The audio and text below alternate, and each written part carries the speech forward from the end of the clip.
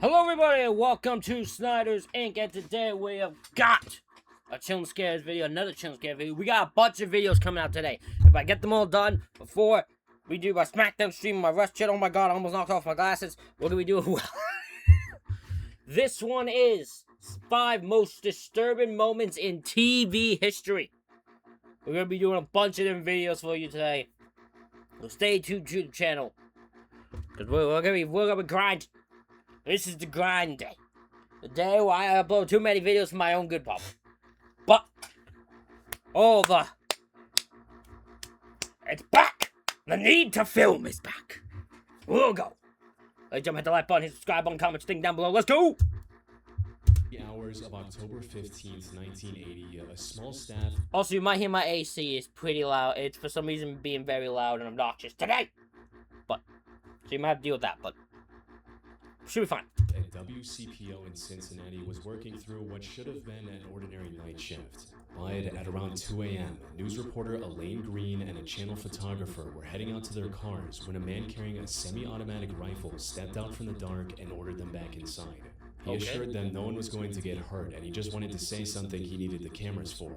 The man was 41-year-old James Hoskins, an out-of-work artist living in Cincinnati's Over-the-Rhine neighborhood, which is one of the poorest areas in the city.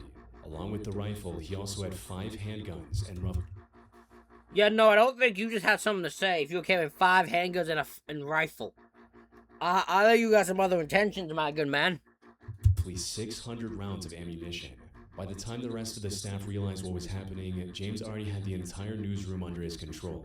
He gathered all 9 employees at gunpoint and told Elaine he wanted to go live on television to deliver a message. Elaine, however, convinced him to record the interview on tape instead, preventing the station from airing an unpredictable hostage situation live to viewers at home.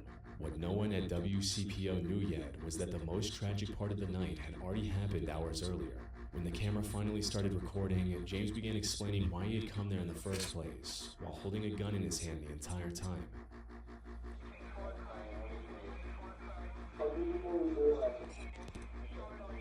Okay. Well, I really didn't have anything together, but there's been so much violence.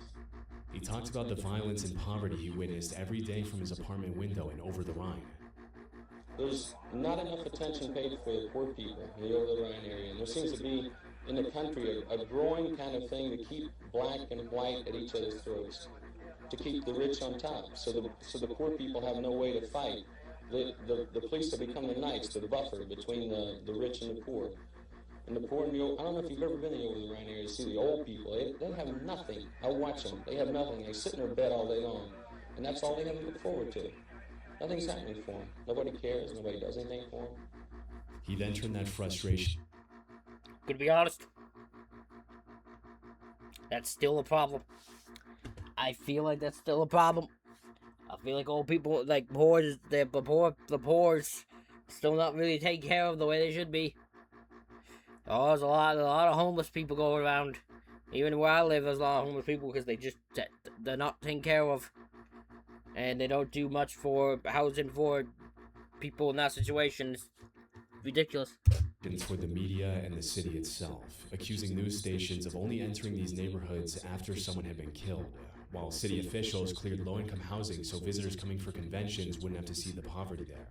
It seems like the things you should be covering, you don't cover. You never come into the area unless somebody gets wasted. They're displacing people. They tear the buildings down so that when the people come into the convention centers, they don't have to look at the poor people. But even as James laid all of this out, he kept speaking like a man who knew exactly how the night was going to end. Can you see this world from your window? I can see the world from my bay windows, up and down the street. Possibly a story could be done from your window of your world. I you won't see. be there in my windows after this, I'm sure. Maybe you can do it from my windows, but I won't be there. This only added to the seriousness of the incident. So he's either gonna not be there because he's about to take himself, or because he knows he's about to go to jail for something bad. Review. But for a man forcing people to listen at gunpoint and claiming that he was about to no longer be here, most of James's points didn't sound completely detached from reality. He was rambling and at times struggled to get his thoughts together, but his anger kept circling back to real problems and a system he believed had abandoned the people he was supposed to protect. This would go on for nearly 10 minutes. As the tape started running out, Elaine asked if there was any final point he wanted to make, and that's when James finally said what he actually wanted next. Jim, we have probably another minute or so on this tape. Is there any other point you wanted to make? I can't think of any point I want to make, except give me a place where the police can come and get me. We're going to shoot it out. And you people can leave. Here? Well, I don't see any other place for me to shoot it out. They've got their magnums. They want to hurt the poor people in the street. I've got my magnums. I'm ready. I'm loaded.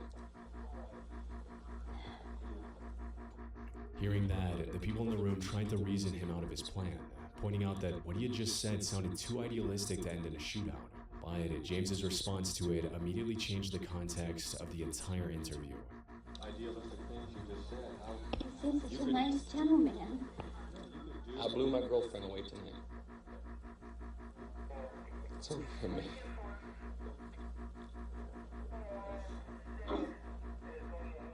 Before coming to the station that night, It's insane how he says that. Like, it's just, that's fine. He literally said, I blew my girlfriend away tonight. It's over for me. Like, he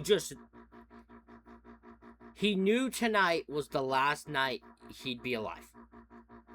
And he knew exactly how he was going to do it. James had shot his girlfriend, 30-year-old Melanie Finley. She was later found inside their shared apartment on 12th Street. This confession made his calmness even more disturbing, as it became clear that James wasn't using the cameras to fight a corrupt system. He was using them to explain something he believed could no longer be undone. And even after Elaine and others kept pleading that he could still get help, James insisted he was already past saving, blaming drugs, paranoia, and a plan he said had started long before that night. We don't want to I see have you no again. choice. I have murdered my girlfriend. I have been taking this weird drug. I'm out of my mind. But you can get help. I can't. We planned. We did all these things. This whole thing was planned back in San Francisco. It was all started out. Over the period of time, I've become paranoid. They take the drugs, the angel dust people turn me into angel dust.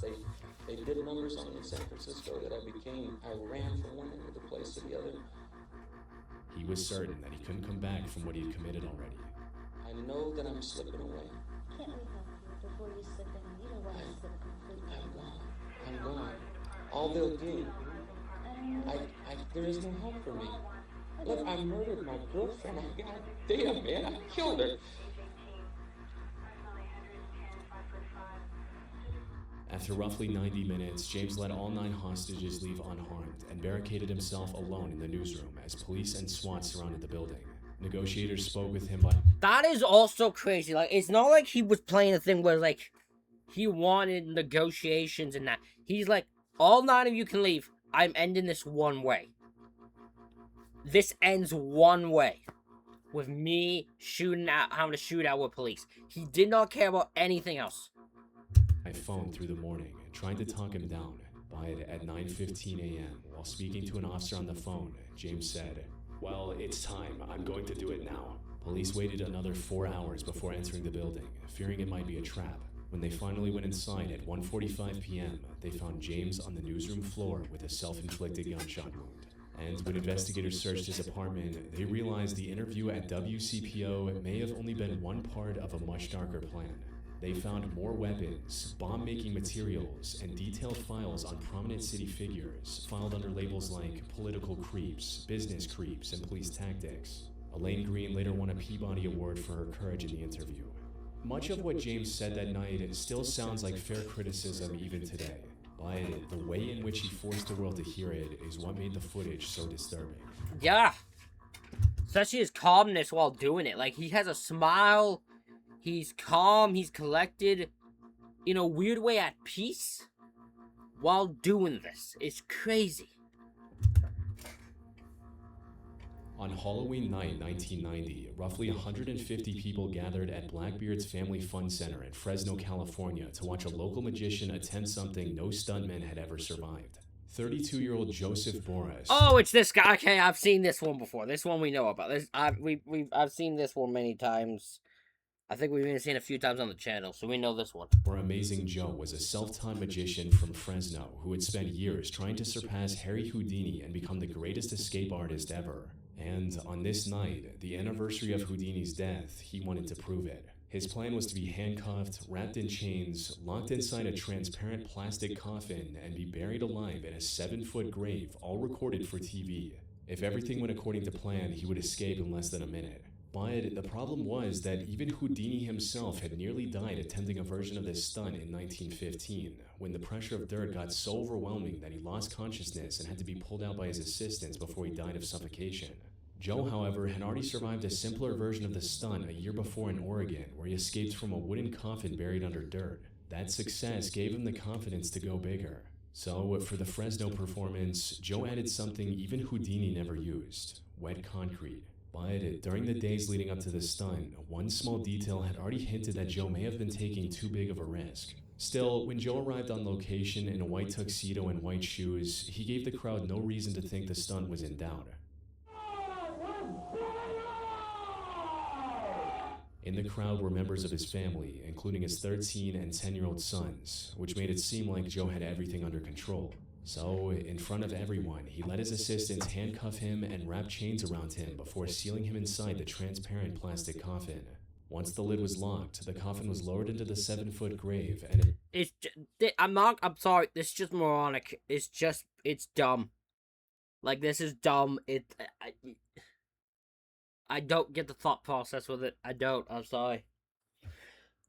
his assistants began shoveling dirt into the hole until there was about 3 feet worth. Then a cement truck pulled in and poured about 3 feet of wet concrete on top. The plan was for Joe to free himself before the wet cement fully dried up and trapped his escape route. But as soon as the hole was filled to the edge, the dirt and concrete both suddenly dropped about 2 feet, as witnesses heard the coffin shatter somewhere beneath all that weight. It was a cold night anyway, and when it sunk, I just knew this is trouble. We're in trouble.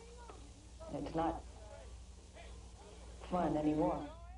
The crowd that had been waiting for Joe to climb out now watched the crew rush back in and start digging through the same dirt and concrete they had just buried him under. Unfortunately, by the time rescuers pulled him from the ground, he had already passed away. Pathologists later found concrete under his fingernails, suggesting that even after the coffin gave way, Joe may have still been trying to dig himself out. But the most disturbing part is that this collapse wasn't some freak accident no one could have seen coming.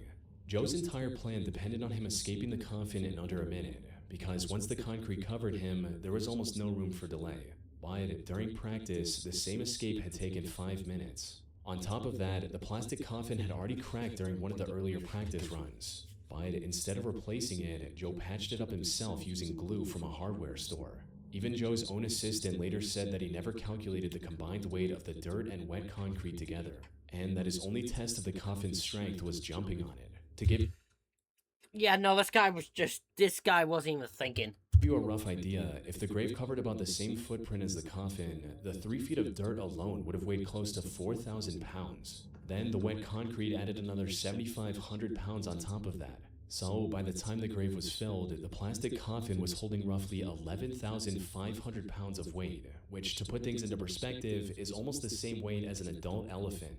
As the coffin collapsed, all that pressure dropped directly on Joe. The Fresno County Coroner's Office ruled his death as asphyxia caused by compression of his chest. In the end, Joe Boris died on the same night as the magician he had spent his whole career trying to surpass. At around 9:30 p.m. on May 28, All preventable. It was all preventable. 1982, viewers in Phoenix, Arizona had their regular programming interrupted by an unscheduled broadcast on KOOL. Us to relay to you. Mr. Gwynn, is it all right for our guest to leave the studio now? All right, you may leave now. On the screen was veteran news director Bill Close, sitting next to a man he addressed as only Mr. Gwynn and reading aloud from a handwritten script. This is the script that Mr. Gwynn gave me, and I'm going to read it verbatim, and anytime you wish to interrupt me. The words jumped between country music singers, religious prophecies, civil war, and a coming World War III. To the viewers watching at home, the broadcast looked strange enough on its own, but what they couldn't see was a .38 caliber rifle aimed directly at Bill's stomach beneath the desk. The man sitting beside him was 28-year-old Joseph Billy Gwynn, and roughly 4.5 hours earlier, he had forced his way into the KOOL building carrying that revolver and a small portable television monitor. The first person he came across was production assistant. But why does he have the monitor? Just genuine curiosity, why the hell does he have the monitor? Nancy Petranka, whom he confronted before pushing past her and forcing his way deeper into the station, where another employee named Louis Villa stepped in his way and tried to stop him. By it, Joseph pistol whipped him across the head, locked him into a chokehold, and dragged him straight onto the set where Bill and 2 other station employees were preparing to go live for the evening news. With 4 employees now under his control, Joseph fired a single shot into the ceiling to prove his weapon was real. By it, when Bill asked what he wanted, Joseph's answer only raised more questions. In visions and dreams, how God showed me what was going to happen in the future. Those cities are going to be built and they're going to be destroyed. There's going to be civil war in America, and America's going to be divided up. By then, the people inside the station had already realized they were dealing with someone whose grip on reality was slipping, badly. Over the next several hours, Bill worked the phone with police negotiators, carefully relaying Joseph's demand to appear on television and have his statement read live on air. And every time he spoke to police, he had to walk back over to Joseph and calm him down before he started believing he was being stalled or ignored. But as the hours dragged on, Joseph became increasingly convinced that the station had no intention of broadcasting his message. And the longer he waited, the more desperate he became. So, with Joseph growing more unstable and a loaded revolver still pressed against Louis, police finally agreed to let him go live on air with Bill at around 9:30 p.m. My name is Joe Gwynn. I am a watchman. Read the 33rd chapter of Ezekiel. This is about the story of the 10 prophets. For the next 21 minutes, Bill read Joseph's 11-page, almost incoherent statement live to the people of Phoenix. The 10 prophets are Johnny Cash, Ronnie Millsap, Eddie Rabbitt, Barbara Mondrell, Joe Gwynn, the traitor. The Arizona Republic and Phoenix Gazette can verify this story. 16 years ago in September, about the 25th of 1966, all of these people's names above meet at the same time, including me. I was almost 13 years old. We all meet, and we're together at the same hour. Mysteriously, I was the only one who knew what it was about. The others didn't. I did. The more Bill read, the harder the message became to follow, drifting from biblical prophecy into Islamophobic rambling. Then the angel shows me a book about me and the life I was supposed to live.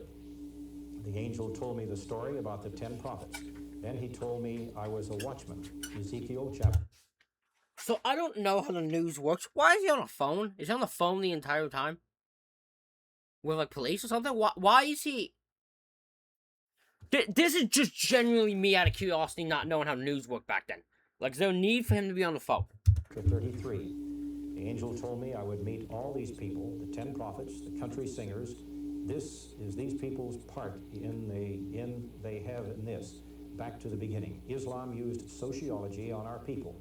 Islam is using this sociology on children. They used it on my generation to start the hippie movement and drugs, and on today's generation to turn them into punks and punk rockers by hypnotism. As the statement went on, Joseph's prophecies got even more bizarre, describing an American civil war and a third world war that he believed were coming in the years ahead. Islam is going to blow these cities up with atomic bombs. These 5 cities are Cyclops in Pennsylvania, Ominix in Arkansas, Yosemite in Nebraska, Isolox or Itchabad in Idaho, and Snix in New Mexico. All these cities will be isolated. After this happens, there will be... I do love this thing because he's just reading, right? Not questioning it. He's not saying, like, putting any opinion. He's just reading it verbatim, and he just keeps glancing and make sure he fact checks it. Because he doesn't want to miss the penalty. He wants to get it verbatim. Civil war in America. The United States will be divided up into 4 countries. World War III will start in the fall of 1988. Edward Kennedy will lead the United States in World War III. He will be the next president and be elected 2 terms. The angel said we could unite and fight these Muslims there, Islam and their allies. But the clearest sign of how far gone Joseph was came from the small monitor he had brought with him. Throughout the broadcast, he kept checking it to make sure the station was actually airing his message, as if the only thing Joseph trusted in that room was the version of reality playing out in his own mind. When Bill finished reading the final page, Joseph calmly handed Bill the revolver and surrendered without resistance.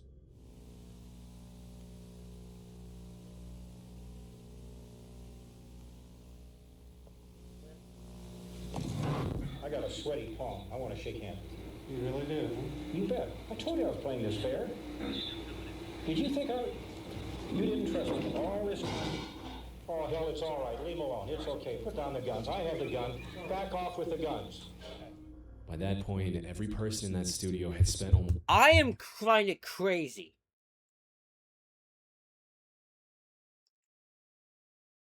I find that he is still, like, being a gentleman to this guy. Like, even after he has the gun, he knows this guy's not in control, he's still, like, he shakes his hand, and they come in, like, there's no need for the guns, put the guns down, lose the guns, there's no need for it. Like, he's still treating him with respect. That's a class act I couldn't be. Almost 5 hours trapped inside a situation that could have changed any moment Joseph stopped believing Bill was on his side. Joseph was later charged with 4 counts of armed kidnapping, 3 counts of aggravated assault, and first-degree burglary. But after pleading no contest, he was declared legally insane and committed to the Arizona State Hospital. However, Joseph was released just 6 months later, despite prosecutors and even some of the psychiatrists involved warning that they weren't convinced he was safe to be back out in public. And 2 years after the hostage crisis, the same delusions appeared again. Joseph was arrested at a Phoenix convenience store after assaulting and threatening 2 clerks while screaming that Johnny Cash was going to kill his family. This time, the arrest triggered a probation violation from the original hostage case. Joseph was sent to prison, and he wouldn't be released until 2005, more than 2 decades after he first walked into that newsroom with a gun. On March 5th, 1989, a local news crew in Moncks Corner, South Carolina was filming the 3rd day of the search for 5-year-old Justin Lee Turner. 2 days earlier, Justin's stepmother, Pamela Turner, had called the Berkeley County Sheriff's Office after he never came home from school. According to Pamela, Justin had left that morning to catch the bus from a neighbor's property a few hundred yards away. But when the bus returned that afternoon, he wasn't on it. And once police checked with the school and other witnesses, they learned that he never made it to the bus that morning. For the next 2 days, local police, the Berkeley County Rescue Squad, and dozens of volunteers searched the area around the Turner property off Horseshoe Road. They combed through the woods surrounding the home and checked sheds, storage spaces, and abandoned structures across the property, but still found no sign of Justin. By the morning of March 5th, search crews were getting ready to spend another full day going back around the same ground while a local TV crew from WCBD followed them around documenting the search. Go all the way. Cross. By the search barely lasted 5 minutes as Justin's father, Victor Lee Turner, walked up to an old my camper god, I know this case. Oh, I know this one. Oh my god, I know this one. on the family's property and looked inside. Something's in there. Everybody stand back. Everybody stand back. Inside a cabinet in the camper was the body of 5-year-old Justin Lee Turner. And in the few seconds caught by the TV crew right after the discovery, Victor may have revealed something he never intended to. The Turner property was immediately locked down as a crime scene. State agents started searching through the camper in the family's home, checking for fingerprints and trying to figure out how Justin ended up hidden there in the first place. Autopsy results later showed that Justin was strangled to death. But the physical evidence from the camper led nowhere, and the case went on to stall for years to come. Without any solid lead, attention slowly shifted back to the moment Justin was found. Yeah. Investigators found that, according to reports, the camper had already been searched during the first 2 days Justin was missing, and nothing had been found inside. So, if those earlier searches were done properly, then someone had placed Justin's body there after the search was already underway, while police, volunteers, and reporters were still moving around the property. That meant the killer had enough access to the Turner property to return to the camper without being noticed. Even the footage captured by the TV crew added to that suspicion. When Victor looked inside the camper, he didn't seem to rush in to check whether Justin was still alive. He didn't even call out his name or try to pull him out. He backed away almost immediately, as if he already knew what he was going to find. Now, to be fair, there's no single normal way for a parent to react to something like that, but investigators still found the behavior difficult to ignore, especially considering how quickly Victor went straight to the camper once the search resumed, then located Justin within seconds despite the camper having multiple drawers and cabinets. But despite all... So, in their mind, if we're going by their perspective, the police's, the search starts. The father immediately goes to that camper, looks in that drawer, specific drawer, and finds him. He knew where to look and what specific drawer to look to find him. All of these observations, the suspicion around Victor and Pamela still wasn't enough to hold up in court. Most of what pointed toward them was circumstantial, and without physical evidence separating normal family contact from the day Justin died, investigators had no way to turn those suspicions into something they could actually prove. As the years passed and the case went cold, Victor and Pamela eventually left Berkeley County and moved to South Carolina's upstate. And according to investigators, neither of them ever contacted law enforcement again to ask about the case or whether any progress had been made. For decades, that was where the suspicion stayed. But years later, a new possibility emerged that hinted at something far more chilling than a family cover-up. In September 2023, a law professor at the University of Virginia and her students were mapping the movements of serial killer Richard Mark Ivanitz when one of them uncovered something unexpected. Richard had served in the Navy, and after tracking down naval records, the student found that the ship he was assigned to arrived in Charleston on March 3, 1989, the same day Justin vanished. Monk's Corner, where the Turners lived, was only about a 50-minute drive from the port. And once researchers started comparing Richard's known crimes to Justin's case, the similarities became difficult to ignore. But just like the theory surrounding the Turners, there was still no physical evidence directly tying Richard to Justin's death. Unfortunately, the police couldn't question him because by that time, Richard had already been dead for more than 20 years. He had lost his life in a police chase in Florida in 2002 after one of his kidnapping victims escaped and identified him to authorities. To make matters worse, his body was cremated and his ashes scattered, leaving no way to test his DNA against anything from Justin's case. So instead of pulling suspicion away from the Turners, the theory only left investigators stuck between two possibilities that were both disturbing in completely different ways. Either someone close to Justin had killed him and hidden his body back on the property while the search was already happening, or a serial killer from outside had somehow entered that same space without leaving proof behind. The answer remained uncertain for decades, until investigators announced what looked like the first real break in the case in 35 years. Using newer forensic testing methods, investigators re-examined the microscopic fibers recovered from Justin's shirt and compared them to a rope found inside the Turner home. According to them, the fibers were consistent with the possibility that the same rope had been used to strangle him. Shortly afterwards, 68-year-old Victor and 63-year-old Pamela Turner were both arrested and charged with Justin's murder in January 2024.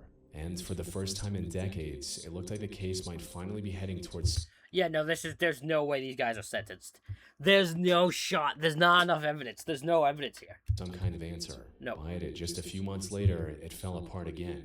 In June 2024, Judge Roger Young dismissed the charges with prejudice, ruling that after 35 years, with over 20 witnesses either dead or unable to testify and no real new evidence on the table, there was no way to give the Turners a fair trial. Because it was dismissed with prejudice, the decision was permanent, and the charges can never be refiled. So, after everything, the mystery of Justin's murder landed right where it started in 1989, and those few seconds of footage captured by... I feel like a murder trial should never be that way. Like, you should never be unable to charge someone with murder. So, like, let's say they've done thing and you don't find enough evidence. That's fine to dismiss the charges then. But you should never be able to do that with prejudice, meaning you cannot file the charges again. That's ridiculous. WCBD may still be the closest thing this case ever gets to an answer. I think it's the father. I don't know if the mother was involved. For some reason, I've just never looked at it that way. I've just always looked at him. But maybe I'm just thinking that I've given the mother too much of a doubt. So maybe that's just on my end. On the morning of June 26, 1995, viewers in Mason City, Iowa tuned into their regular Monday morning newscast on KIMT. Good Monday morning. Welcome to Daybreak. It's June 26th. I'm Jody Huisentrude. And I'm Kevin Skarupa. Good morning, everybody. And Coming off a wild weather weekend. On screen was 27-year-old news anchor Jody Huisentrude, smiling through the early morning broadcast with her co-host Kevin Skarupa. The two hosts talked lightheartedly as they discussed the weather for the day ahead. At the time, there was no reason for anyone watching to remember these moments, but this would soon become the last broadcast Jody would ever appear in. The next morning, Jody was supposed to arrive at the station by 3:30 a.m. to prepare for the 6 a.m. newscast. But when she didn't show up, producer Amy Kunz called her apartment at around 4:10 a.m. Jody answered, sounding like she had just woken up. She said she had overslept and told Amy she would be right there. That was the last confirmed contact anyone ever had with Jody Huisentrude. By 6 a.m., when Jody still hadn't arrived, Amy was forced to anchor the show without her. And that alone was enough to worry the newsroom, because Jody had never missed a newscast before. Shortly after 7 a.m., her coworkers called the police. When officers arrived at her apartment, the reason she never made it to work became clear within minutes. Jody's car was still parked just outside her apartment building, but everything around it suggested she had been attacked right as she was trying to leave. Scattered around the car were her belongings, including her shoes, blow dryer, hairspray can, earrings, and a bent car key. Nearby officers also found drag marks on the pavement and clear signs of a struggle. When investigators spoke to the people in the apartment complex, some residents said they had heard screams around the time Jody would have been leaving for work. Another resident reported seeing a white Ford Econoline van idling nearby. But none of those details reached police until after Jody was already gone. By the time they pieced everything together, they had an idea of what could have taken place. She probably made it to her car and was unlocking the front door when someone attacked her from behind, explaining the bent car key.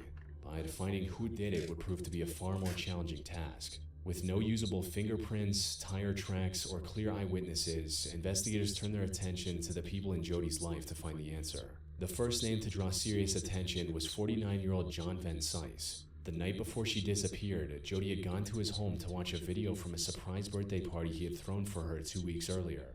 On its own, nothing about that visit seemed unusual, but to some of Jody's friends, John's feelings towards her had started to seem strange. Even though they both described the relationship as a friendship, people around her sensed that his attachment to Jody was turning into an obsession, to the point that he even named his boat after her. So naturally, when Jody vanished just hours after leaving his home, all this context turned him into a potential suspect. But that suspicion never turned into proof. John cooperated with investigators, provided DNA, passed a polygraph test, and years later, police even placed GPS trackers on his vehicles to see if his movements might lead them somewhere. But none of it produced anything tying him to Jody's disappearance. And as it turned out, John wouldn't be the last person in Jody's life whose attachment to her caught investigators' attention.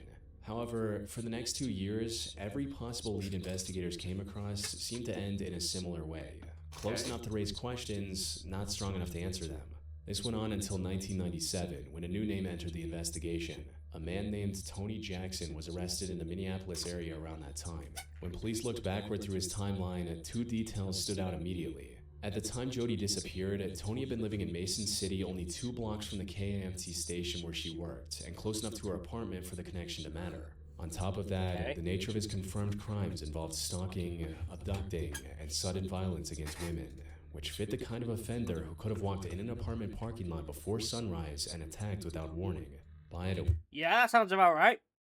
Once again, the case stopped at the same wall. His DNA didn't match the physical evidence recovered from the scene, and after a full review of the evidence and the polygraph, Mason City Police confirmed that he wasn't considered a viable suspect in May of 1999. That's crazy. By then, nearly 4 years had passed without Jody being found, and on May 14, 2001, she was declared legally dead. But the case never really went cold. Her story became one of the most discussed disappearances in the country because of consistent national coverage. But even with that exposure, the investigation would go nearly 3 decades without any breakthrough strong enough to change the direction of the case. Then, in 2025, a Hulu documentary brought another name to the spotlight. And this time, the information came from someone who had known Jody since childhood. Patty Niemeyer was one of Jody's closest friends growing up, and she had been married to a man named Brad Millerburn. But according to Patty, Brad had been fixated on Jody throughout their marriage. And this fixation eventually became one of the reasons for their divorce, which was finalized on June 23, 1995, exactly 4 days before Jody disappeared. Once investigators looked closer at Brad, one detail pulled the case back to something witnesses had reported from the very beginning. At the time of the abduction, Brad had access to a white Ford Econoline van, which he used for work. Think we got a guy! It was the same type of vehicle someone had seen near Jody's apartment that morning. Once this connection was established, investigators showed Patty a few sketches of a man who had reportedly been seen around Jody's apartment complex before she disappeared. When Patty looked at these sketches, she seemed confident that they looked like Brad. Unfortunately, just like every other person of interest in this case, that lead never turned into anything meaningful. Brad denied any involvement with the disappearance and cooperated with investigators. And after multiple interrogations and thorough property searches, officials found no forensic link connecting him to the crime scene. So, even after thousands of tips and several persons of interest over the decades, no one has ever been arrested or charged for Jody's disappearance. And more than 30 years later, the broadcast from the morning of June 26, 1995, still remains the last public record of Jody Huisentrude alive. Well, ladies and gentlemen, that is it for this reaction video. Let me know what you think in the comments. Hit the like button, hit the subscribe button. Thank you all for watching. I'll see you all for the next one.